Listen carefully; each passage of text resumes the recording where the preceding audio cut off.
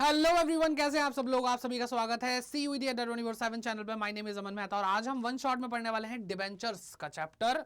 और बहुत ही मजेदार चैप्टर है, बहुत ही इंटरेस्टिंग चैप्टर है। और चाहे क्लास 12th की बात करो, चाहे CUT की बात करो, आता ही आता है, बढ़िया नंबर देके जाता है। तो वीडियो को एंड तक देखिए और बात शुरू करते हैं थियोरी से। और थियोरी में सबसे पहले जानना है कि डिबेंचर होता क्या है। तो इससे पहले आपको शेयर कैपिटल के बारे में बताया हुआ है, पढ़ाया हुआ है। शेयर इशू होते हैं और अगर आपको नहीं पता तो मैं आपको बता दूं कि जो शेयर्स हैं वो सिक्योरिटीज हैं। अब सिक्योरिटी वो नहीं, सिक्योरिटी गार्ड सलाम साहब वो वाला नहीं। सिक्योरिटीज का मतलब यहाँ पे कुछ ऐसे इंस्ट्रूमेंट से है जिसके बदले कंपनी पब्लिक को इशू करती है और उसके बदले पैसा ले लेती है। तो शेयर उसमें से एक है। शेयर एक सर्टिफिकेट है, शेयर एक इंस्ट्रूमेंट है जिसको पब्लिक को इशू किया जाता है, पब्लिक पैसा देती है और वो कंपनी की मालिक बन जाती है। यानी जो भी शेयर खरीदता है वो कंपनी का मालिक बन जाता है। लेकिन डिबेंचर के केस में ऐसा नहीं होता। डिबेंचर भी एक सिक्योरिटी है, डिबेंचर भी एक इंस्ट्रूमेंट है, डिबेंचर का भी सर्टिफिकेट होता है और डिबेंचर को भी पब्लिक को इशू किया जाता है। और जो पैसा पब्लिक डिबेंचर के बदले देती है उससे वो मालिक नहीं बनती, उससे पब्लिक लेंडर बनती है। और डिबेंचर से मिलने वाला पैसा कंपनी के लिए बोरोइंग होता है, लाइबिलिटी होता है, ठीक है, डेट होता है। समझ में आ रही है बात। तो लोन की तरह ट्रीट करो बेटा डिबेंचर को, ठीक है। तो चलिए मीनिंग देखते हैं। कंपनीज एक्ट 2013 के हिसाब से क्या होनी चाहिए। तो it is an instrument acknowledging debt. ये एक ऐसा इंस्ट्रूमेंट है जो बता रहा है कि डेट लिया है। कैसे लिया है? Issued under the common seal. भाई कॉमन सील क्या बताई थी मैंने? ठप्पा, स्टैंप। तो स्टैंप लगा करके दिया जा रहा है तो उसके अंडर इसको इशू किया जा रहा है। और ये इंस्ट्रूमेंट हमें बताता है कि डिबेंचर की नॉमिनल वैल्यू क्या होती है, यानी पार वैल्यू क्या होती है। ये हमें बताता है कि ये तो उधार है ना, तो इस पर रेट ऑफ इंटरेस्ट कितना होता है। ये इंस्ट्रूमेंट हमें बताता है कि जो पेमेंट्स है कैसे कैसे कब कब की जाएंगी। ये इंस्ट्रूमेंट हमें ये भी बताता है कि डिबेंचर कितने टेन्योर के लिए इशू किया गया, 5 साल, 10 साल, 15 साल, 20 साल, वट, ठीक। और उसके बाद अगर हम बात करते हैं तो रिडेम्पशन के टर्म्स भी इसमें पता होते हैं कि अगर पब्लिक से डिबेंचर वापस लिए जाएंगे, उनको पैसा लौटाया जाएगा, तो किन शर्तों पे लौटाया जाएगा, इसी को बोलते हैं रिडेम्पशन। अगर हम बात करते हैं फीचर्स की, तो फीचर में सबसे पहली चीज रिटन डॉक्यूमेंट है या फिर सर्टिफिकेट है जो बताता है कि कंपनी ने क्या लिया है, उधार लिया है। Mode and period of repayment of principal and interest is fixed. तो भाई किस तरीके से, मोड का मतलब किस तरीके से, पीरियड मतलब कब, कितने टाइम में रीपेमेंट होगी, किसकी, प्रिंसिपल की और इंटरेस्ट की। ये फिक्स होता है कि कब और कैसे पेमेंट की जाएगी प्रिंसिपल की और इंटरेस्ट की। ये पहले से ही तय है कि एनुअली आपको इंटरेस्ट दिया जाएगा या सेमी एनुअली दिया जाएगा, और टेन्योर खत्म होने पे कैसे कैसे क्या क्या रिडेम्पशन होगा प्रिंसिपल का, ठीक है। फिर थर्ड पॉइंट आता है rate of interest on the debenture is specified. ये पहले से ही स्पेसिफाइड, सुनिश्चित कर दिया जाता है कि जो डिवेंचर इस पे जो इंटरेस्ट का रेट है वो क्या होगा। और नॉर्मली क्या लिखा जाता है बेटा, ऐसे लिखा जाता है एग्जांपल के तौर पे 9% डिवेंचर, तो बेटा डिवेंचर के आगे उसकी रेट ऑफ इंटरेस्ट लिखी जाती है, ठीक है। तो it is a practice to prefix debentures with the rate of interest, ठीक है। अगर किसी इंटरेस्ट पे किसी डिवेंचर में 12% इंटरेस्ट है तो 12% डिवेंचर होगा वो, ठीक है ना, सिंपल सीधी बात। Fourth point, it is considered as an external equity. इसको हम एक्सटर्नल इक्विटी यानी बाहरी पैसा मानते हैं, ठीक है, या लॉन्ग टर्म बोरोइंग बोल सकते हैं इसको, of the company. It is normally secured by way of charge on the asset of the company. Company की जो असेट्स होती हैं नॉर्मली डिवेंचर उस पर चार्ज क्रिएट करके अपने आप को सिक्योर कर लेते हैं। सर मतलब क्या होता है इसका? बेटा सिक्योर करने का मतलब यह है कि भाई हमारा पैसा नहीं डूबना चाहिए। डिवेंचर क्या सोचते हैं कि हमारा पैसा नहीं डूबना चाहिए। डिवेंचर का पैसा कैसे नहीं डूबेगा, कैसे सिक्योर फील करेंगे वो, जब वो चार्ज क्रिएट कर लेंगे कंपनी के एसेट पर। सर चार्ज क्रिएट करने का मतलब बताओ ना बेटा। चार्ज क्रिएट करने का मतलब क्या है कि डिवेंचर के पैसे तुमने नहीं दे तो तुम्हारी ये वाली असेट बेच करके पैसा ले लेंगे, तो असेट पे चार्ज क्रिएट हो गया। चार्ज क्रिएट हो गया कि अगर डिवेंचर का पैसा नहीं दिया तो ये एसेट हमारी, समझे। तो ऐसे वो सिक्योर फील करते हैं, सिक्योर्ड डिवेंचर हो जाते हैं वो। तो ये नॉर्मली, ऐसा नहीं हमेशा पक्का ऐसा ही होता नहीं, नॉर्मली हो भी सकता है और नहीं भी हो सकता है, आमतौर पर तो सिक्योर ही होते हैं। 6 पॉइंट आता है interest on debenture is charge against profit. बेटा ये क्या है? Charge against profit. ठीक है, पार्टनरशिप में आपको पढ़ा चुका हूँ इस चैनल पे, ठीक है, वन शॉट के फॉर्म में आ चुकी है आपके पास पार्टनरशिप अब तक। तो ये वहाँ पे समझाया था चार्ज अगेंस्ट प्रॉफिट क्या होता है, यानी कंपलसरी टू पे, जो देना ही देना है, प्रॉफिट हो या लॉस हो ये पे किया जाता है। तो इंटरेस्ट ऑन जो डिबेंचर है वो भी क्या है बेटा, वो भी एक चार्ज अगेंस्ट प्रॉफिट है, ये इंटरेस्ट पे किया ही जाएगा, चाहे लॉस हो चाहे प्रॉफिट हो, व्हाटएवर। ठीक है, तो ये फीचर्स भी हो गए। आई होप यहाँ तक बात समझ में आ रही है आप सबको। अब बात करते हैं आगे बॉन्ड की। बॉन्ड भी सिमिलर टाइप की चीज़ होती है, बॉन्ड लाइक डिबेंचर, बोल दिया बॉन्ड क्या डिबेंचर जैसा है। ये क्या करता है, ये भी एक्नॉलेज करता है कि डेट लिया है, इशूड बाय कंपनी। बॉन्ड कौन इशू करता है बेटा, इशू करती है company, sign by an authorise signatory. किसी को हमने अथॉरिटीज रखी कि भाई कंपनी का मतलब तुम साइन कर दिया करो, तो बेटा वो साइन करके क्या कहते हैं, ये बॉन्ड इशू कर सकता है। The expression bond has become synonymous with the debt. ठीक है, बॉन्ड बिल्कुल एकदम सिनोनिम है किसका बेटा, डेट का। जैसे डिबेंचर भी डेट है, ऐसे बॉन्ड भी डेट है। ठीक है, डेट इंस्ट्रूमेंट का ये क्या है, एक सिनोनिम है। Where the rate of interest is not predetermined. अब डिबेंचर के केस में जो रेट है इंटरेस्ट का वो डिटरमाइन होता है, लेकिन यहाँ पे डिटरमाइन नहीं है। For example deep discount bond and zero coupon bond. ठीक है, ये आगे हम देखेंगे भी पढ़ेंगे, बाकी इतना कोई इंपॉर्टेंट रोल नहीं है इसका। आगे टाइप्स ऑफ डिबेंचर पढ़ते हैं, पूरे चैप्टर में हमें डिबेंचर ही पढ़ने हैं। तो पहला आता है सिक्योरिटी पॉइंट ऑफ व्यू से। तो बेटा यहाँ पे 1 2 3 4 5 6 टाइप, मतलब 6 पॉइंट ऑफ व्यूज है। तो हर एक में से 2-2 आपको टाइप के डिबेंचर्स मिलने वाले हैं। तो 6 दूनी 12 तो टाइप ऑफ डिबेंचर मैं आपको पढ़ाऊंगा अब। तो बेटा सिक्योरिटी पॉइंट ऑफ व्यू से अगर देखें तो बेटा सिक्योर्ड डिबेंचर, अभी बता रहा था ना, चार्ज क्रिएट कर लेते हैं, तो बेटा वो सिक्योर्ड होते हैं जिनका पैसा डूबता नहीं। फिर बेटा अनसिक्योर्ड डिबेंचर, 2 हो गए बेटा। ये अनसिक्योर्ड है, हो सकता है भाई इनका पैसा डूब जाए, इनको कोई सिक्योरिटी नहीं मिली होती। फिर रिडेम्पशन पॉइंट ऑफ व्यू से बेटा रिडीमेबल डिबेंचर और इररिडीमेबल डिबेंचर।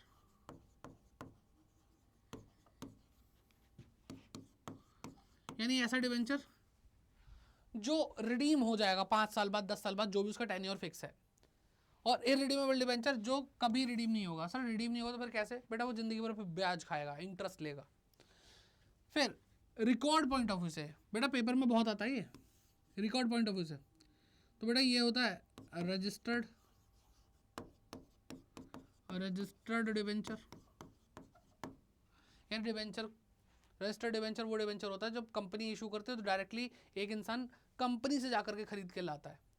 ठीक है, कंपनी से जाता है, खरीदता है, और कंपनी उसकी पूरी डिटेल रखती है कि भाई हमने चिंटू को 5000 डिबेंचर इशू करे हैं, चिंटू ने इतने रुपए पर डिबेंचर पैसा हमें दिया है। तो बेटा उसका नाम लिखा हुआ, रिकॉर्ड किया गया, उसका नाम रिकॉर्ड किया गया है, तो उसका जो डिबेंचर्स हैं वो क्या हो गए बेटा, रजिस्टर्ड डिबेंचर हो गए। ठीक है, रजिस्टर्ड डिबेंचर हो गए। फिर बात करते हैं बेटा इसका अपोजिट क्या होगा, बियरर डिबेंचर। अब भाई सपोज करो कि आप गए, आपने कंपनी से डायरेक्टली डिबेंचर खरीदा, रजिस्टर्ड डिबेंचर है, आपको पैसों की जरूरत हुई, आपने ये डिबेंचर मुझे बेच दिया, और ये फ्रीली ट्रांसफरेबल होता है, कंपनी से पूछने की जरूरत नहीं है, तो आप मुझे बेच सकते हो और मैं आपको पैसे दे रहा हूं। अब आप खुद बताओ मुझे, क्या मेरा नाम कंपनी के पास है? नहीं। तो मेरे पास जो अब डिबेंचर आ चुके हैं वो आपके लिए रजिस्टर्ड थे, लेकिन अब मेरे लिए वो रजिस्टर्ड डिबेंचर नहीं है, वो मेरे लिए क्या है बेटा, बियरर डिबेंचर है, नाम किसी और का और डिबेंचर किसी और के। अब ठीक है, बियरर का मतलब होल्ड जो करता है, बियरर मतलब होल्डर ऑफ द इंस्ट्रूमेंट। ठीक है, तो यहां पे चेंज हो गया, वो इंसान क्या कर दिया बेटा, हमने ट्रांसफर कर दिया ये डिबेंचर किसी और को। ठीक, फिर आता है प्रायोरिटी पॉइंट ऑफ व्यू से। प्रायोरिटी पॉइंट ऑफ व्यू से अगर हम देखें तो बेटा फर्स्ट डिबेंचर होते हैं वो डिबेंचर जिनकी पेमेंट सबसे पहले की जाती है, जिनको सबसे पहले रीपे किया जाता है। और फिर बेटा सेकंड डिबेंचर। सर फिर थर्ड भी होगा, फोर्थ भी होगा? नहीं बेटा, थर्ड और फोर्थ नहीं होंगे, या तो फर्स्ट डिबेंचर होता है और उसके बाद जितने भी हैं वो सब सेकंड डिबेंचर काउंट होते हैं। ठीक है, सेकंड डिबेंचर वो डिबेंचर जिनको फर्स्ट डिबेंचर के बाद पेमेंट मिलती है, और फर्स्ट डिबेंचर वो डिबेंचर जिनको सबसे पहले पेमेंट मिलती है, बस। फिर from the point of view of coupon rate, तो बेटा एक तो स्पेसिफिक कूपन रेट होता है,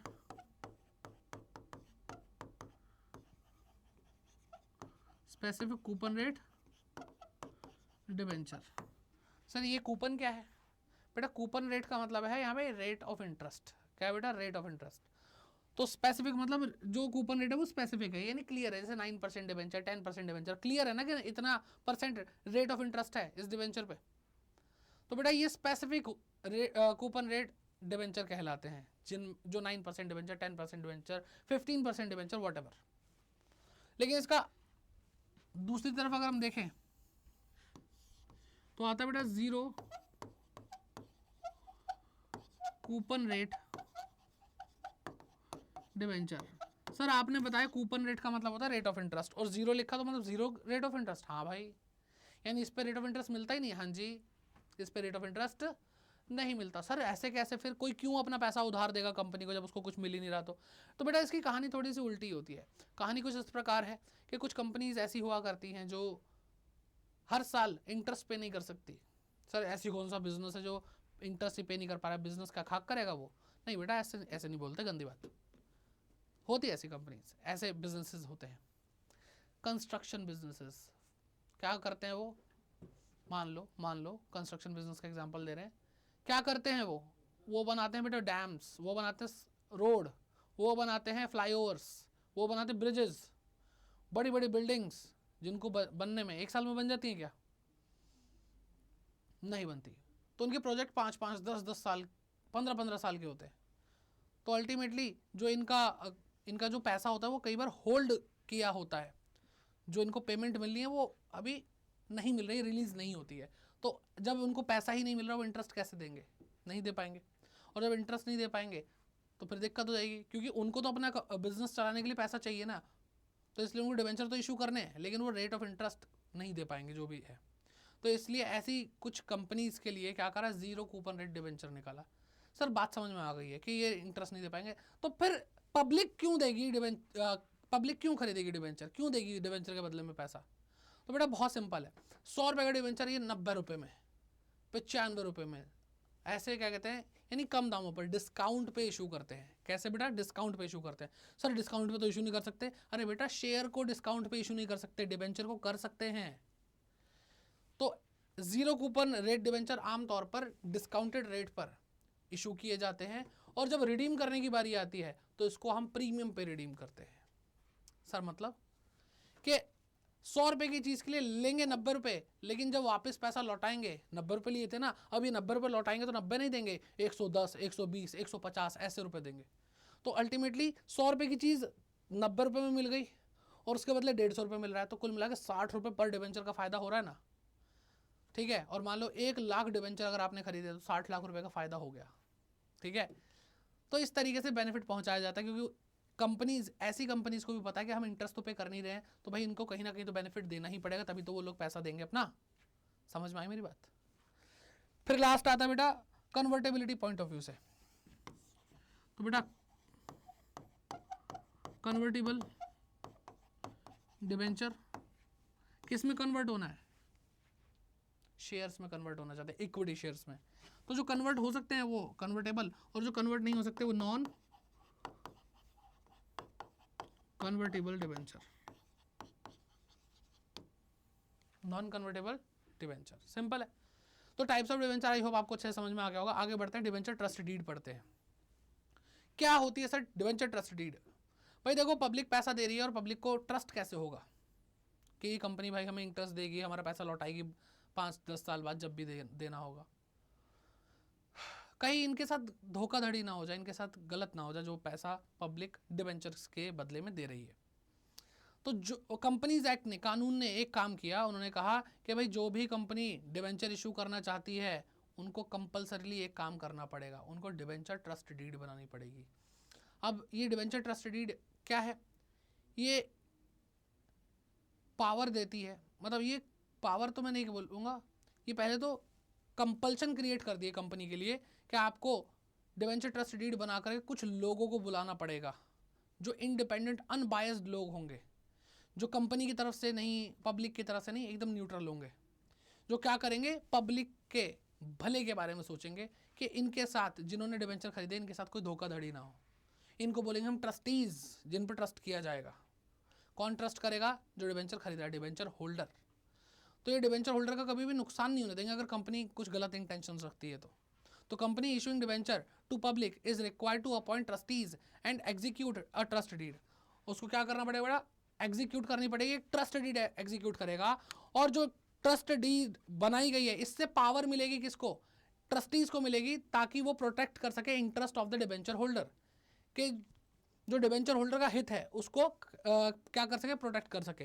और ये प्रोटेक्ट करने की पावर ट्रस्टीज को किससे मिल रही है, powers granted by the trust deed. ठीक है, फिर अब बात करते हैं इश्यू ऑफ डिबेंचर की। यहां तक हमने थियोरी पढ़ी, हमें समझ में आया, हमें मजा आया। अब डिबेंचर को इशू कैसे करते हैं, सर शेयर को भी इशू करवाया था, डिबेंचर को भी इशू करवाओगे, यही करते रहेंगे हम। तो बेटा पार पे, प्रीमियम पे, डिस्काउंट पे, सब पे होता है। और मैंने आपको बताया डिस्काउंट पे भी होता है। और पार का मतलब फेस वैल्यू जितनी है उतना ही इशू प्राइस है। जितने रुपए की फेस वैल्यू उससे ज्यादा अगर इशू प्राइस है दैट मीन्स प्रीमियम है, और फेस वैल्यू अगर कम है, और सॉरी इशू प्राइस कम है और फेस वैल्यू ज्यादा है, यानी 100 रुपए का आपका डिबेंचर है लेकिन आप 90 रुपए में इशू कर रहे हो। ठीक है, तो 100 की चीज 90 में जा रही है। 100 रुपए का डिबेंचर है, आप 150 रुपए में इशू कर रहे हो। ठीक है, या फिर यहां पे क्या बनेगा, 100 रुपए का डिबेंचर है, 100 रुपए में इशू कर रहे हो।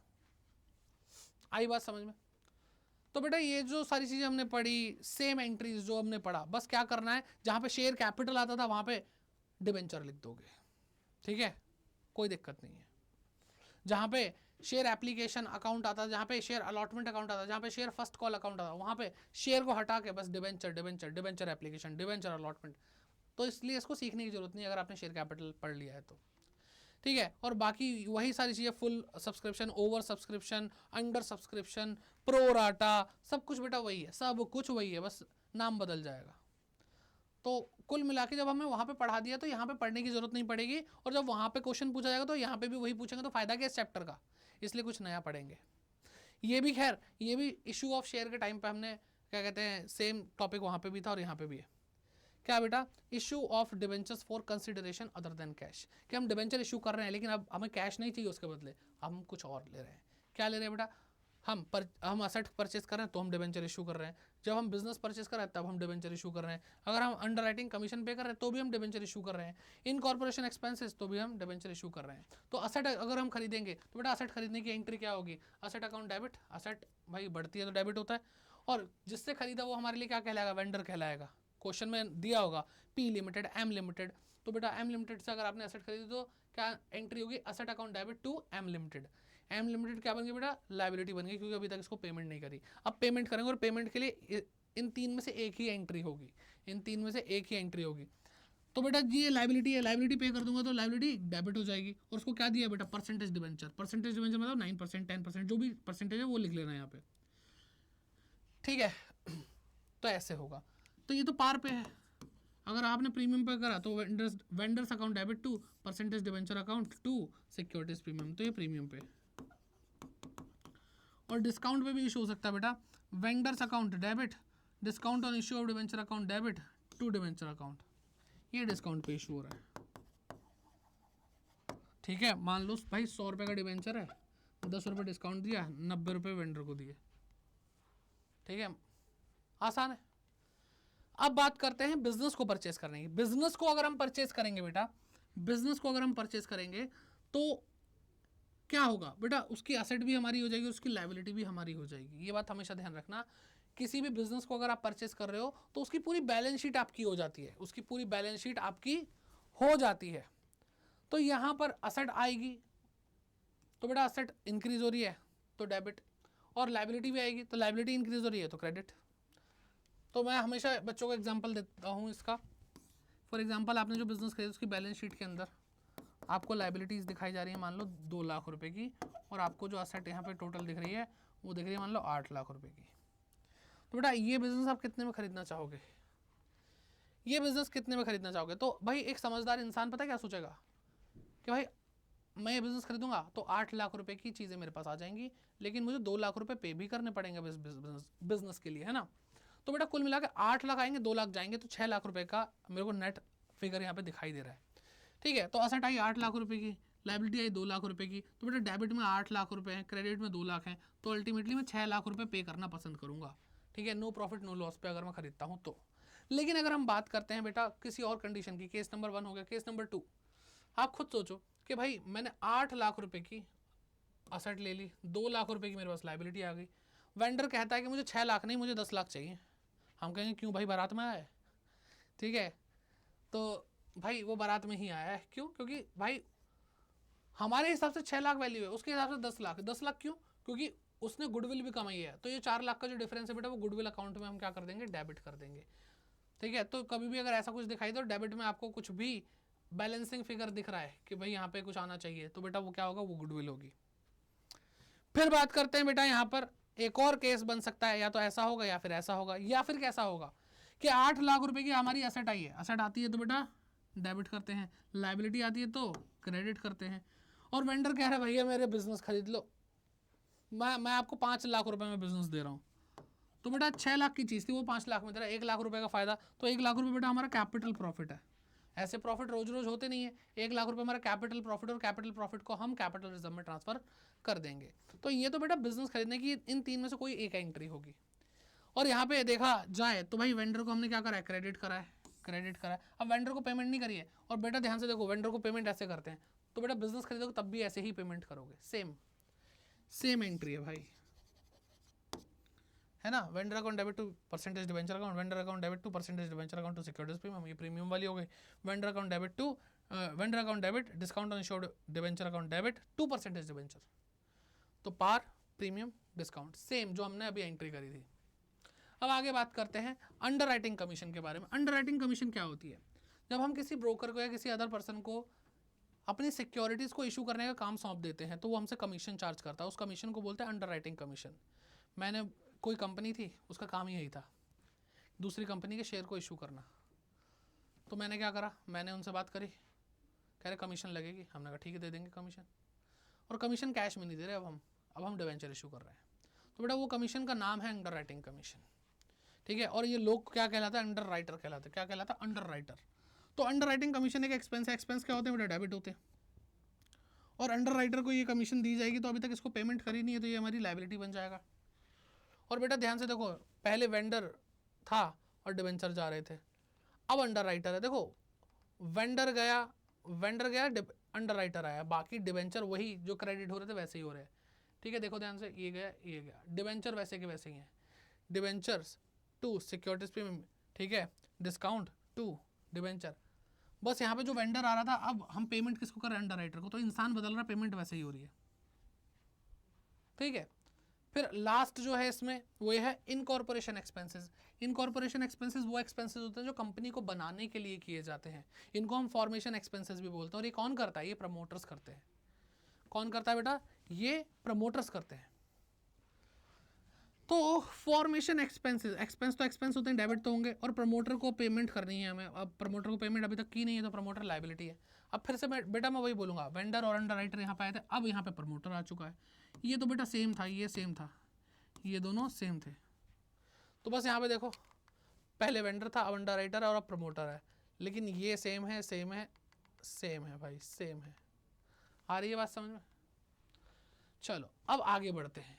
ये ज़्यादा मुश्किल खेल नहीं था, लेकिन हाँ इसमें एक चीज़ और है जो आपको पता होनी चाहिए, जो आपसे क्वेश्चंस में पूछी जा सकती है। नंबर ऑफ डिवेंचर कितने इशू कर रहे हो, नंबर ऑफ डिवेंचर्स कितने इशू कर रहे हो। तो बेटा जो भी हमें वेंडर को, प्रमोटर को या किसी को भी कुछ भी पेमेंट करनी है उसको बोलते हैं बेटा परचेज कंसिडरेशन। क्या बोलते हैं, purchase consideration divided by issue price, कि भाई आप टोटल पैसा कितना देना चाहते हो इस इंसान को, और जो डिवेंचर आप इशू कर रहे हो उसका एक का इशू का प्राइस है क्या, क्योंकि आप प्रीमियम पे इशू कर रहे हो तो मान लो 150 रुपये का आईपी है,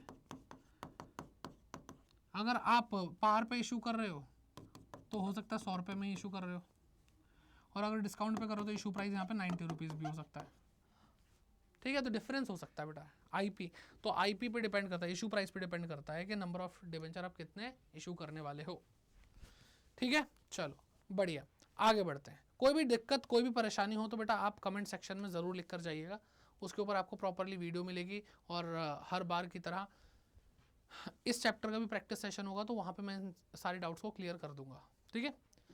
अब बात करते हैं issue of debenture as collateral security. अब पॉइंट आता है कोलेक्टरल सिक्योरिटी क्या होता है, कि हमने कैश के लिए भी डिबेंचर इशू किए, हमने अदर देन कैश के लिए भी डिबेंचर इशू करे, अब हम डिबेंचर इशू करें कोलेक्टरल सिक्योरिटी के रूप में।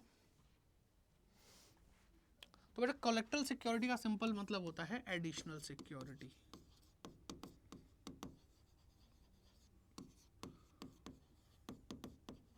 या फिर इसको हम और क्या बोल सकते हैं बेटा, सेकेंडरी सिक्योरिटी।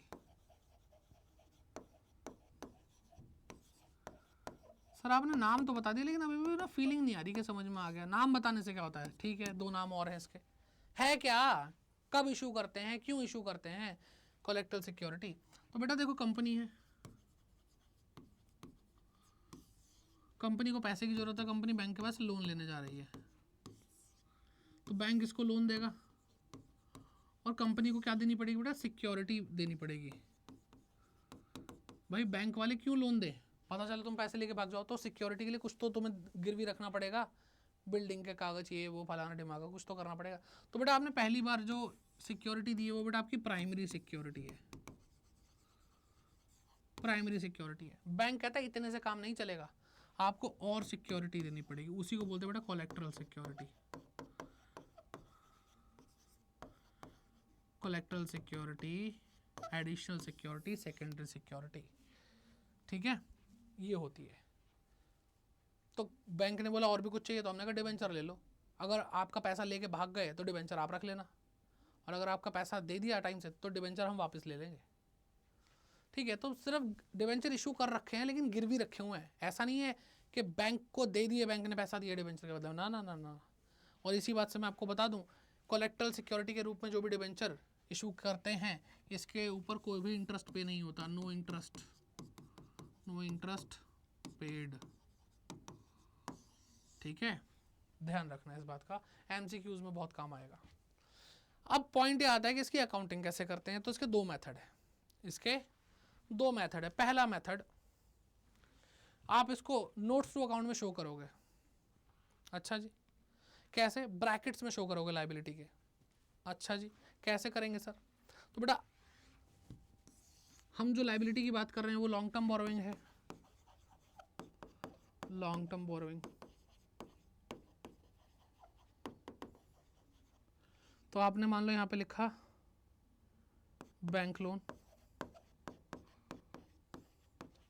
कितना, 4 लाख रुपए,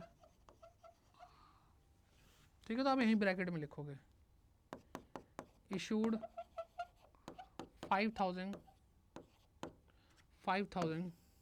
10% डिबेंचर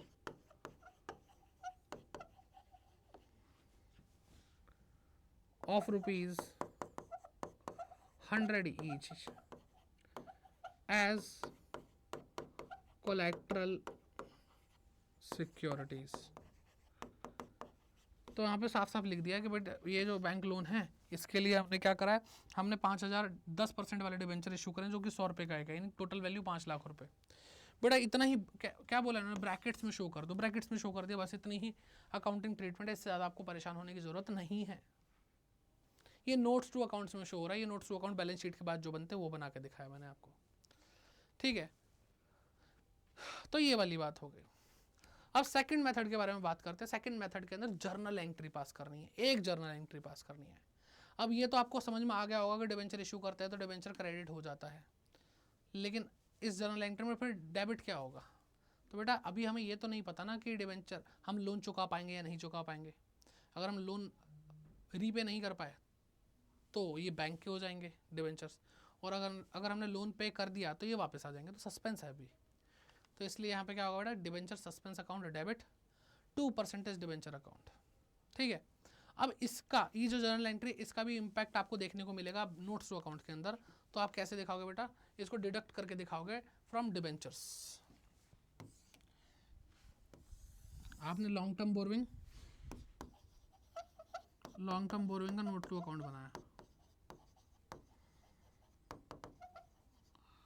ठीक है। तो term loan from bank 4 lakh रुपए का लिया, आपने 5 लाख के डिबेंचर इशू करे, आपने इनर कॉलम में लिख दिया, और आपने लेस करके दिखा दिया डिबेंचर्स सस्पेंस अकाउंट माइनस कर दिया, तो अल्टीमेटली माइनस हो गया, कोई इंपैक्ट है ही नहीं बेटा। तो यहाँ पे तो कुछ भी नहीं आया, टोटल करोगे तो 4 लाख ही आएगा। आ रही है बात समझ में? तो ऐसा सिंपल है, और इससे ज़्यादा कुछ है नहीं कोलेक्टरल सिक्योरिटी में, तो परेशान बिल्कुल भी मत हो। ठीक, अब जो हम पढ़ने वाले हैं वो भाई बहुत इंपॉर्टेंट, मतलब इस चैप्टर की यूएसपी है। ठीक है, इस चैप्टर में सबसे मेन चीज़ जो है वो यही है, और वो है issue of debenture with redemption point of view. मतलब इसके आने के चांसेस बहुत ज़्यादा होते हैं, और ये बाकी वैसे तो चैप्टर आसान है, लेकिन बाकी के कंपैरिजन में ये थोड़ा दिमाग लगवाता है कि दिमाग लगाओ, लेकिन इतना भी मुश्किल नहीं है, मज़ा आएगा। तो बेटा यहाँ पे पॉइंट क्या है ज़रा ध्यान से सुनो, और थोड़ा सा तार जो है वो 11th क्लास से जुड़ते हुए दिखाई देंगे आपको। अगर आपने 11th अच्छे से पढ़ी है तो आपके दिमाग में एकदम फटाक से आएगा। ठीक है, तो इशू ऑफ डिबेंचर, यानी डिबेंचर को हम इशू कर रहे हैं, लेकिन कैसे, किस पॉइंट ऑफ व्यू से, क्या सोचते हुए कर रहे हैं? With redemption point of view, कि इनको तो एक दिन रिडीम भी करना है, इनको एक दिन रिडीम भी करना है। ठीक है, तो हम इशू कर रहे हैं और साथ साथ देख रहे हैं रिडीम कैसे कैसे होंगे।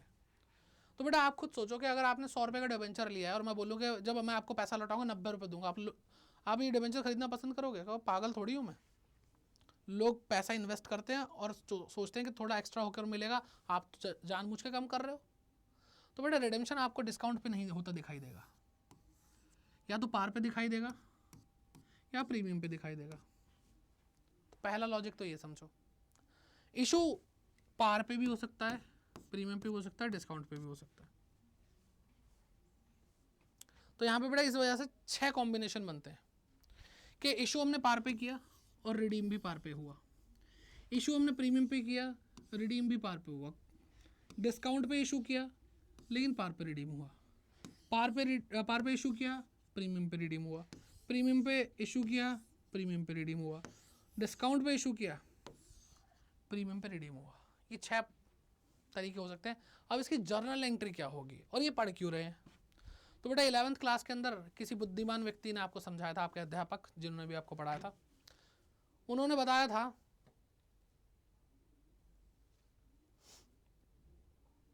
प्रूडेंस कंसेप्ट, प्रूडेंस प्रिंसिपल, या फिर आप क्या बोल सकते हैं उसको, कंजर्वेटिज्म अप्रोच, कंजर्वेटिज्म प्रिंसिपल। क्या था वो हमें ये बताता था, वो प्रिंसिपल हमें ये बताता था कि बेटा फ्यूचर में अगर आपको कोई इनकम दिख रही है, अरे इनकम होगी, हमें प्रॉफिट होगा, कंसीडर ही नहीं करना अकाउंट्स के अंदर, कंसीडर ही नहीं करना। लेकिन अगर आपको फ्यूचर में दिख जाए लॉस होगा, एक्सपेंस होगा, बेटा आज के आज कंसीडर कर लो, आज के आज ही उसको आप रिकॉर्ड करोगे अगर आपको दिख रहा है कि आपको एक्सपेंस होगा। और ये प्रिंसिपल बड़ा प्यारा है कि अगर गलती, मतलब क्या कहते हैं, अगर हमें लगता है कि भाई कुछ बुरा हो सकता है तो हम पहले से प्रिपेयर कर रहे हैं अपने आप को, बुरा हो गया तो हम तो प्रिपेयर थे ही, लेकिन अगर सब कुछ बढ़िया रहता है तो बेटा जो हमने पहले से प्रिपरेशन कर रखी थी उसका फ़ायदा हो जाएगा। सोचो आपको लगता है कि आपकी क्या कहते हैं 2 साल बाद तबीयत खराब होगी, आपने आज से पैसे जोड़ने शुरू कर दिए, 2 साल बाद आपकी तबीयत खराब हुई नहीं तो आपकी सेविंग्स हो गई, है ना, आप फाइनेंशियल स्ट्रांग हो गए। तो बेटा ये यहाँ पे भी यही दिखाता है कि भाई आपको आगे चल के रिडीम करना है तो वो खर्चे को आज ही कंसीडर कर लो। अब इसकी जनरल एंट्रीज करते हैं, आपको और अच्छे से समझ में आएगा। तो बेटा एक एक करके केस समझेंगे। केस नंबर 1, हमने 1000 शेयर इशू किए हैं 10% डिबेंचर, सॉरी शेयर बोल रहा हूँ मैं, हमने 1000 डिबेंचर इशू करे 10% वाले, 100 रुपये गए का यानी पार, और हम रिडीम इसको करेंगे 5 साल बाद, 10 साल बाद, जब भी करेंगे आई डोंट केयर, 1000 रिडीम करेंगे, 10% डिबेंचर है और 100 रुपये पे ही रिडीम करेंगे नहीं पार पे। आप खुद सोचो 100 रुपये लिए 100 रुपये दे रहे हो, कोई टेंशन वाली बात है? टेंशन तब होती जब 100 रुपये लिए और 110 रुपये, 120 रुपये, 150 रुपये देने। देखो 100 रुपये लिए आपने और उस पर आप 10% इंटरेस्ट दे रहे हो, तो आपको सरदर्दी क्या है कि भाई 100 रुपये लिए, अब हर साल इनको इंटरेस्ट देते रहो जब तक इनके पैसे लौटा नहीं देते।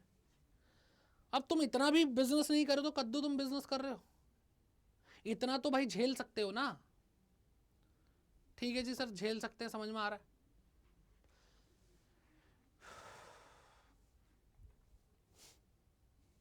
तो यहां पे टेंशन वाली बात नहीं है। टेंशन वाली बात कहाँ होगी? जब हमें ज़्यादा ही नहीं प्रीमियम पे रिडीम करना होगा। और प्रीमियम पे अगर हमें रिडीम करना है तो खर्चा क्या होता है? मैंने आपको अभी प्रूडेंस कंसेप्ट के बारे में बताया भाई 100 रुपए मैंने ले रखे हैं, 100 रुपए मैं लौटा दूंगा, मेरे पास जेब में ही पड़े हैं ना, इसमें खर्चा क्या है? खर्चा तब है कि मेरी जेब में 100 रुपए है, मुझे 50 रुपए बढ़ा करके देना है, तो 50 रुपए मेरा खर्चा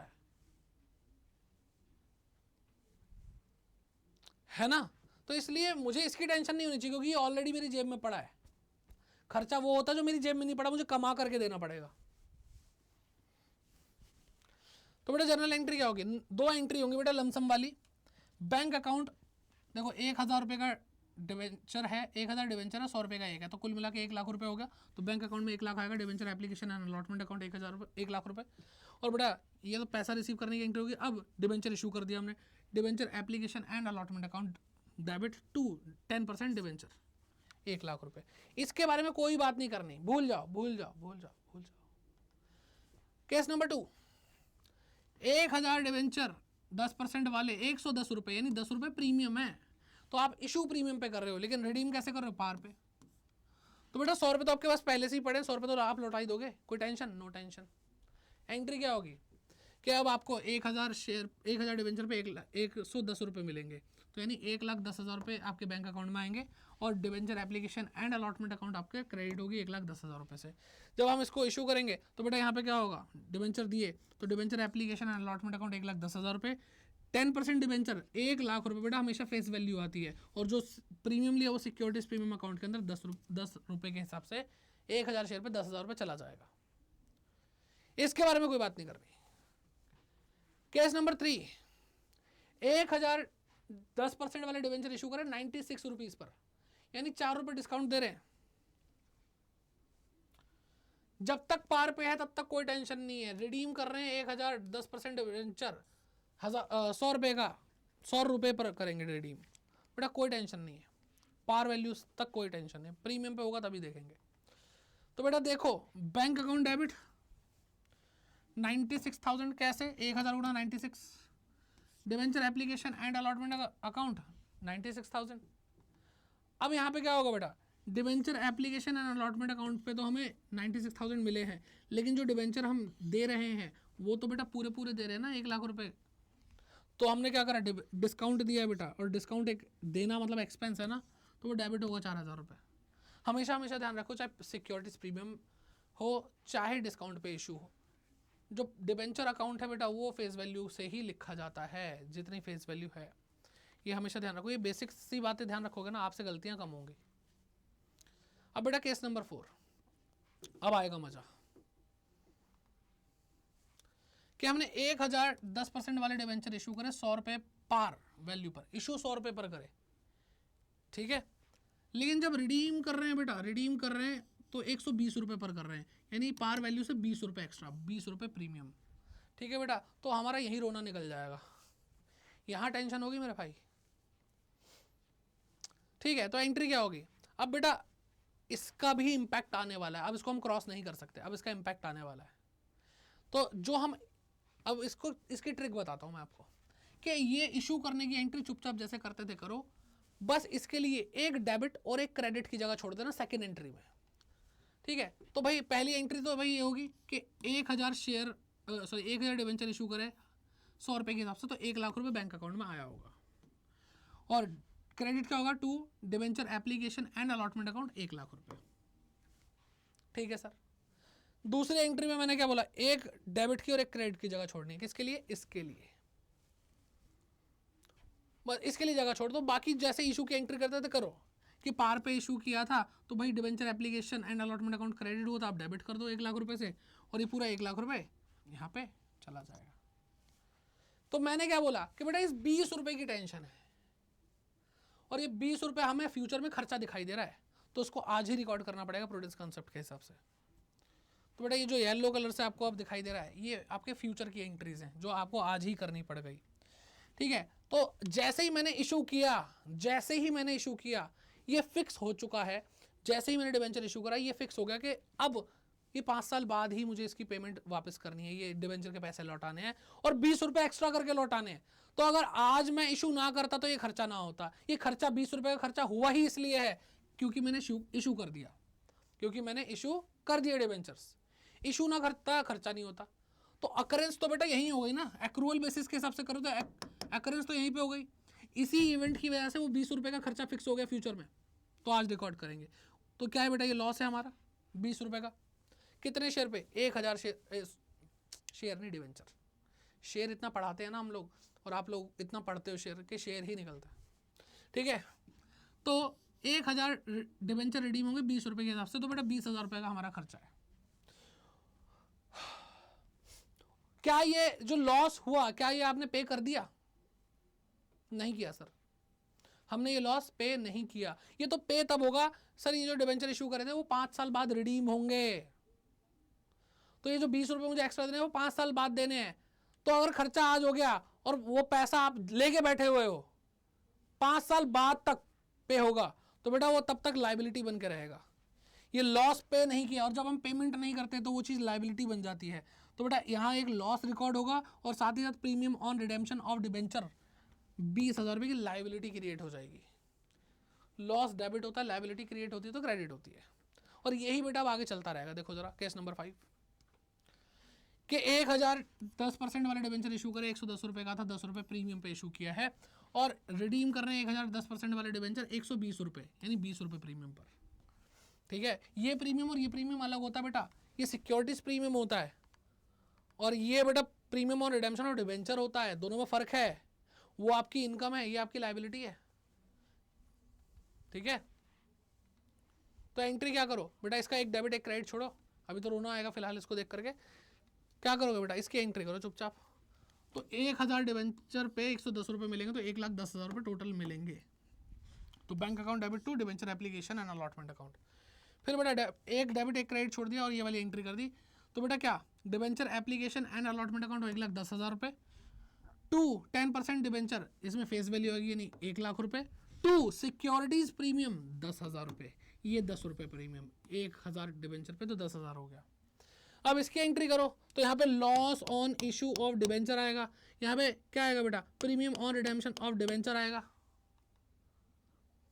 आया ना, कितना आएगा, 1000 शेयर पे 20 रुपये यानी 20,000 रुपये।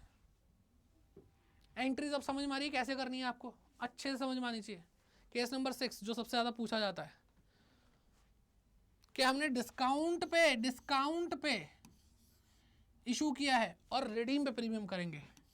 बेटा गरीबी में आटा गीला, यानी 100 रुपये की चीज़ वैसे ही 4 रुपये कम पे हमने ली थी और पैसे भी ज़्यादा लौटाने पड़ रहे हैं, दोनों तरफ नुकसान। लेकिन क्या करें, रोना ही आएगा बस अब अपने हालात पे। तो बेटा क्या करना है, इसकी एंट्री करनी है, इसके लिए बस एक डेबिट एक क्रेडिट सेकंड एंट्री में छोड़ देना। तो ध्यान किस पे, इसकी एंट्रीज पे होना चाहिए। तो बेटा 1000 डिबेंचर पे 96 रुपीज़ मिलेगा, तो 96,000 हो जाएगा, और फिर debenture application and allotment account 96,000, और यहाँ पे तो फेस वैल्यू पूरी 1,00,000 रुपये आएगी, तो 4,000 रुपये क्या हो गया, डिस्काउंट हो गया। एक डेबिट एक क्रेडिट छोड़ दिया बेटा, और वही 20,000 रुपये वाली एंट्री यहाँ पे आ गई दोनों। Loss on issue of debenture account debit, और यहाँ पे क्या रहा है, to premium on redemption of debenture 20,000 रुपये। अब बेटा यहाँ पे पॉइंट ये है कि हम इन दोनों को एक साथ लिख सकते हैं, किसमें बेटा, loss on issue of debenture account के अंदर। यानी हमें ये अगर ऐसी सिचुएशन है कि डिस्काउंट पे इशू हो रहा है और रिडीम हो रहा है प्रीमियम पे, तो बेटा तब हमें दो अकाउंट खोलने की जरूरत नहीं है, हम इस येलो वाले में ही पूरा लिख सकते थे, यानी ये कुल मिला के 24,000 रुपये लिख सकते थे। 20 की जगह 24 लिखते और ऊपर हमें ये वाला अकाउंट लिखने की जरूरत नहीं पड़ती। लेकिन इसका मतलब ये नहीं है, इसका मतलब ये नहीं कि 24,000 रुपये आपका प्रीमियम है, इसके अंदर बेटा डिस्काउंट भी इंक्लूड हो जाता। ठीक है, तो आपको अगर कभी दिखाई दे लॉस ऑन इश्यू और डिबेंचर अकाउंट, तो सीधे आप प्रीमियम ऑन रिडेम्पशन का अमाउंट देख लेना। अगर ये दोनों बराबर नहीं है तो इसका मतलब क्या कि इतना loss on issue of debenture है, बाकी जो बचा 4,000 रुपये वो क्या है बेटा, discount on issue of debenture है, जो इशू के टाइम पे हुआ है। ठीक है, चलो, तो ये बेटा बहुत इंपॉर्टेंट था। अब बस एक दो टॉपिक छोटे छोटे बच्चे हैं वो समझ लो, फिर ठीक ही है। तो अब बात करते हैं disclosure of debenture in the balance sheet. Balance sheet में हम कैसे डिस्क्लोज करते हैं डिबेंचर्स को। तो देखो सिंपली अगर मैं बोलूं तो ये आपकी नॉन करंट लायबिलिटी है, नॉन करंट लायबिलिटी है बेटा। ये नॉन करंट लायबिलिटी में क्या है बेटा, ये लॉन्ग टर्म बोरोइंग है। तो बैलेंस शीट में आप नॉन करंट लाइबिलिटी में लॉन्ग टर्म बोरोइंग में इसको शो करोगे।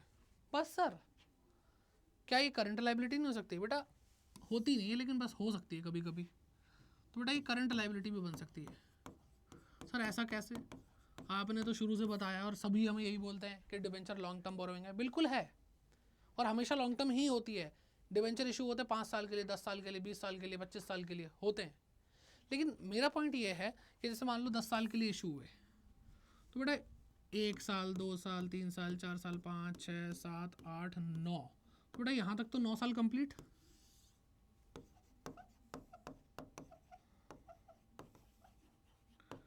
अब जैसे ही बेटा ये 10th ईयर है, क्या है बेटा? 10th ईयर जैसे ही इस डेट से आगे एंटर करेगा तो बेटा ये 12 महीने के अंदर पेबल हो जाएगा। यहाँ पर जो डिवेंचर है बेटा, डिवेंचर जो ये है वो पेबल विद इन 12 मंथ हो जाएगा ना बेटा।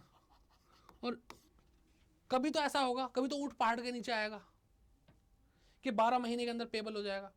जैसे ही बेटा 10वां साल लगेगा इसको, 9 साल इसके बीत चुके हैं, तो बेटा फिर उस लास्ट 10th ईयर के अंदर ये डिबेंचर एक ऐसी लाइबिलिटी बन जाएगा जो 12 मंथ में क्या हो जाएगा? पेएबल हो जाएगा, जिसकी पेमेंट हो जाएगी।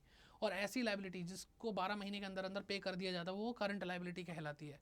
तो बेटा जब ये पैदा हुआ होगा तो बेटा ये लॉन्ग टर्म बोरोइंग था, और हर डिबेंचर के साथ यही होता है।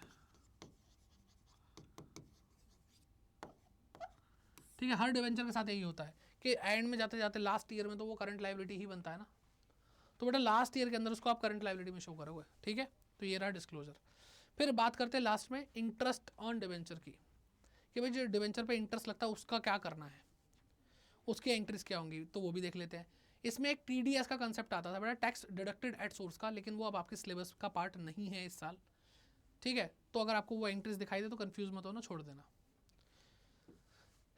बाकी मुश्किल तो वो भी नहीं है, बहुत आसान है। तो बेटा इंटरेस्ट ऑन डिवेंचर, ये एक्सपेंस तो डेबिट होते हैं, और ये इंटरेस्ट मिलेगा किसको? बेटा ये डिवेंचर होल्डर को मिलेगा जिसने डिवेंचर खरीदे थे। तो अभी हमने इस एंट्री में पेमेंट तो नहीं करी है, अभी जस्ट हमने इंटरेस्ट को ड्यू करा है कि लो भाई तुम्हारा इंटरेस्ट मिलेगा तुम्हें, ये बात हम मानते हैं, तो इसलिए तुम्हारे अकाउंट में इन डिवेंचर होल्डर के जो लाइबिलिटी है उसको इंक्रीज कर रहे हैं। ठीक है, फिर डिवेंचर होल्डर को जब मैं पेमेंट करूंगा तो डिवेंचर होल्डर ये लाइबिलिटी क्रिएट हुआ था, अब बेटा ये डेबिट होकर के लाइबिलिटी खत्म हो जाएगी। और बैंक हमारा पेमेंट करूंगा तो बैंक भी हमारा कम होगा, तो बैंक एक एसेट कम होती है तो क्रेडिट करते हैं।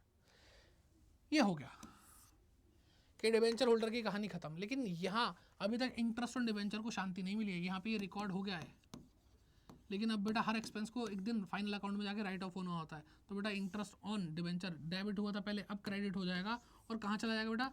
ये जाएगा डेबिट साइड में, जाएगा SPL के, statement of profit and loss. Company profit and loss account नहीं, statement of profit and loss बनाती है। ठीक है, तो ये होगी राइट ऑफ की एंट्री। तो ये 3 एंट्री होंगी। अब बस लास्ट, पक्का प्रॉमिस, अब लास्ट डिस्काउंट और loss on issue of debenture. जो अभी हम देख रहे थे ना बेटा, ये डिस्काउंट, ये लॉस, बेटा लॉसेस को, डिस्काउंट्स को, इनको हमें राइट ऑफ तो करना ही होता है, तो कैसे करते हैं वो देखना है। ठीक है, तो अब कुछ चेंजेस आ चुके हैं, पहले कैपिटल रिजर्व का भी यूज़ कर लेते थे, लेकिन अब ऐसा कुछ नहीं है। अब आपको देखो ये जो लॉसेस थे, डिस्काउंट थे, वो डेबिट हो रहे थे, राइट ऑफ होंगे तो बेटा क्रेडिट हो जाएंगे, क्योंकि डेबिट हुआ फिर क्रेडिट हुआ तो कैंसिल हो गया ना। ये इसी को तो राइट ऑफ करना बोलते हैं, बुक्स से खत्म कर देना किसी चीज़ को। तो बेटा ये डेबिट हुआ था, क्रेडिट करके इसको हमने बुक से खत्म कर दिया, और इसको खत्म करने में हमारी मदद कौन करता है? कहाँ से राइट ऑफ होते हैं बेटा? सिक्योरिटीज प्रीमियम अकाउंट से होते हैं, और statement of profit and loss से होते हैं। बेटा एक बात ध्यान रखना, ऐसे ही फालतू में मैंने इसको ऊपर और इसको नीचे नहीं लिखा हुआ। इस ऊपर लिखने का इसको पर्पस यहाँ पे ये है कि सिक्योरिटीज प्रीमियम अगर दे रखा है तो आप जो statement of profit and loss है उससे राइट ऑफ नहीं करोगे, पहले आप सिक्योरिटीज प्रीमियम का ही यूज़ करोगे, और जब इसका पैसा कम पड़ जाएगा तो बेटा statement of profit and loss को यूज़ करोगे। ठीक है, आ रही है बात समझ में? ठीक, तो बेटा कुल मिला के क्या है, ये कैपिटल लॉस है, ये बात ध्यान रखना। तो बेटा ये था आपका जो पूरा का पूरा चैप्टर था इश्यू ऑफ डिबेंचर। और इसी तरीके से और सिस्टमेटिक तरीके से पढ़ने के लिए आप हमारे साथ अड्डा 24/7 ऐप पर जुड़ सकते हैं, तो डाउनलोड कर लीजिए। एंड वहाँ पे आपको बहुत सारी फ्री रिसोर्सेज मिल जाएंगे आपकी पढ़ाई के लिए, बहुत मैगजीन्स है जिससे आप करंट अफेयर्स को प्रैक्टिस कर सकते हैं अपने CUT एग्जाम के लिए। वहाँ पे आप क्विजेस अटेंड कर सकते हैं जिससे आपको बोर्ड एग्जाम के MCQs और CUT के MCQs में मदद मिलेगी। ठीक। और बाकी आपके लिए पेड क्लासेस भी हैं, तो आप हमारे बैच ले सकते हैं। और कोई भी बैच लेना हो तो बेटा आप क्या करोगे बेटा, कोड लगाओ Y550, जिससे आपको मैक्सिमम डिस्काउंट मिलेगा। एंड महापैक क्या होता है वो भी मैं आपको बता देता हूँ। महापैक ज़्यादा बेटर ऑप्शन है। अगर आप महापैक ले लेते हैं तो जो भी बैच उस टाइम करंटली चल रहा है वो आपको लेने की जरूरत नहीं पड़ेगी, वो आपको फ्री मिलेगा। और फिर महापैक में सर क्या मिलेगा, वो फ्री मिलेगा। और बाकी फ्यूचर में जितने भी बैचेस आएंगे CUT 2025 के लिए वो आपको फ्री ऑफ कॉस्ट मिलेंगे। तो ये बेटा ज़्यादा बेटर डील है, जिससे आप जो क्या कहते हैं आपने जो 2025 तक का जो आपका एग्ज़ाम है तब तक आप हमारे साथ लाइव पढ़ सकते हो। और बाकी जहाँ तक बात रही इन बैचेस की, तो ये बैच अगर आप लेते हो तो आपको लाइव पढ़ाया जाएगा। जब ये बैच खत्म हो जाएगा तो इसकी जो क्लासेस हैं वो आपके पास तब तक रहेंगी जब तक आपका एग्जाम नहीं होता। वैलिडिटी इसकी पूरे 12 महीने है। ठीक है, तो आप अगर बुक्स लेना चाहते हैं तो बुक्स भी अवेलेबल है, ई बुक्स और फिजिकल बुक्स आपके लिए अवेलेबल है, और मॉक टेस्ट भी अवेलेबल है। उसके लिए आप क्या करेंगे बेटा, कोड लगाएंगे Y550S। और मैं आपको बता रहा हूँ बेटा अभी देर मत करो। आप सोच रहे हो कि बोर्ड एग्जाम के बाद तैयारी कर लेंगे, नहीं बेटा ऐसा नहीं होता। ठीक है, डोमेन्स आपके तैयार हो जाएंगे, मैं उसके लिए मना नहीं कर रहा, लेकिन आपके लैंग्वेजेस, अगर आप इंग्लिश लैंग्वेज लेते हैं या आप हिंदी लैंग्वेज लेते हैं तो बेटा वो तैयार करने में मुश्किल हो जाएगी, क्योंकि वो आपके 12th क्लास का सिलेबस का पार्ट बिल्कुल भी नहीं है, वो बिल्कुल डिफरेंट है। अगर आपको जनरल टेस्ट प्रिपेयर करना है बेटा वो बिल्कुल ही डिफरेंट है, आपने आज तक पढ़ा नहीं है। तो इसलिए बेटा आपको 12th पास करके एट लास्ट कॉलेज में ही तो जाना है, तो CUT को आप हल्के में नहीं ले सकते हो। ठीक है, तो चलिए कैसे आप इसमें एनरोल कर सकते हैं। आपको क्या करना है, Adda24/7 ऐप डाउनलोड करना है, या फिर आप गूगल पे जाके सर्च करेंगे Adda24/7। ठीक है, आपको पहली वेबसाइट दिख जाएगी Adda247.com। यहाँ पे आपको ऑल कोर्सेज दिख रहा है, आपको इस पर क्लिक करना है। आपको यहाँ पे UG PG इंटरसेक्ट दिख रहा है, इस पर क्लिक करना है। CUT UG पे क्लिक करना है। And CUT commerce science arts के लिए भी अवेलेबल है हमारे पास कोर्सेज। ठीक, अब जैसे यहाँ पे आप जाते हो बेटा, व्यू ऑल करो। व्यू ऑल करोगे आपको बेटा महापैक 2 दिखेंगे, एक है बेटा प्रिंटेड बुक्स के साथ और एक है विदाउट प्रिंटेड बुक्स। तो सर इसमें बुक्स नहीं मिलेंगी, मिलेगी बेटा, इसमें ई बुक्स मिलेंगी जो आपके लैपटॉप में अपने मोबाइल में खोल सकते हैं। ठीक है, इसका प्राइस नो डाउट एक जो हमारा लाइव बैच है उससे ज़्यादा है, लेकिन इसके बेनिफिट्स अनगिनत हैं, उससे भी ज़्यादा है बेटा। तो स्टिल इसकी कॉस्ट अगर आप इफेक्टिव कॉस्ट देखोगे तो बेटा ये फिर भी सस्ता ही है, क्योंकि सोचो आप ये जो प्राइजेस है जिस पर अभी डिस्काउंट लगेगा तो अभी प्राइस कम होंगे। अगर आप ये लेते हो तो ऐसे पता नहीं कितने बैच, कम से कम 5 बैच भी आ गए तो बेटा सीधे 50,000 की कॉस्ट होती है, जिसकी वो आपको लगभग 11-12 हज़ार या 15,000 14,000 के आसपास में मिल जाएंगे। और यहाँ पे सारी की सारी चीज़ें आपकी प्रिपेयर हो रही है। मैं पहले आपको ये दिखाता हूँ समर 2.0। ठीक है, तो यहाँ पे आपको देखो बेटा अकाउंटेंसी, BST, इकोनॉमिक्स, मैथमेटिक्स, आपकी क्लास 12th भी यहाँ पे कवर हो जाएगी, आपके जो CUT डोमेन है वो भी कवर हो जाएंगे। और फिर यहाँ पे आपको लैंग्वेज हिंदी और इंग्लिश पढ़ाई जा रही है, यहाँ पे आपको GT पढ़ाई जा रही है कम्प्लीटली। तो बेटा आप जो भी यूनिवर्सिटी टारगेट कर रहे हो, जो भी कोर्स टारगेट कर रहे हो, सब कुछ मिलेगा बेटा। तो आपको कुछ भी पढ़ना हो आपके लिए ये बैच है, किसी भी यूनिवर्सिटी को टारगेट करना हो, कोई भी कोर्स लेना हो। ठीक है, तो 8-9 टीचर आपको पढ़ा रहे हैं बेटा। और यहाँ पे आप बाय नाउ पे क्लिक करेंगे, चाहे महापैक लेंगे तो भी प्रोसेस यही रहेगा। और आपसे कूपन कोड पूछेगा, तो बेटा कूपन कोड लगाओ Y550। ध्यान से देख लो बेटा, कोई भी बैच इन फ्यूचर अगर ये बैच जो दिखा रहा हूँ इसके बाद और कोई बैच आ चुका है वो लेना तो भी बेटा यही कोड लगा लेना Y550। और आप इसको अप्लाई करोगे बेटा तो यहाँ पे आपको डिस्काउंट 2,000 से ज़्यादा का मिलेगा। जो 10,000 से ऊपर की कॉस्ट आ रही थी वो 9959 हो जाएगी। ठीक है, तो अभी डिस्काउंट भी ज़्यादा चल रहा है और 12 महीने की वैलिडिटी है जैसा मैंने आपको बताया था। तो आई होप आप मुझे मिलेंगे किसी एक बैच में जिसमें हम बहुत ही ज़ोरदार तरीके से तैयारी कर रहे होंगे, क्योंकि रिजल्ट भी बेटा हमारा बहुत अच्छा रहा है अब तक। ठीक, तो बस इस वीडियो को भाई पूरा प्यार दीजिए, लाइक करिए, शेयर कीजिए इस वीडियो को CUT स्टूडेंट्स के साथ, 12th स्टूडेंट के साथ, और सब्सक्राइब टू दिस चैनल, क्योंकि यहाँ पे बहुत सारे एजुकेशनल कंटेंट आ ही रहा है और बाकी आपको इन्फॉर्मेटिव वीडियोस भी मिलती हैं कि किस तरीके से आप अपने CUT एग्जाम में आगे बढ़ सकते हैं। सारी जानकारी आपको यहाँ पे मिल जाती है। तो मिलते हैं आपसे नेक्स्ट क्लास में। Bye bye, take care and keep growing, all the best.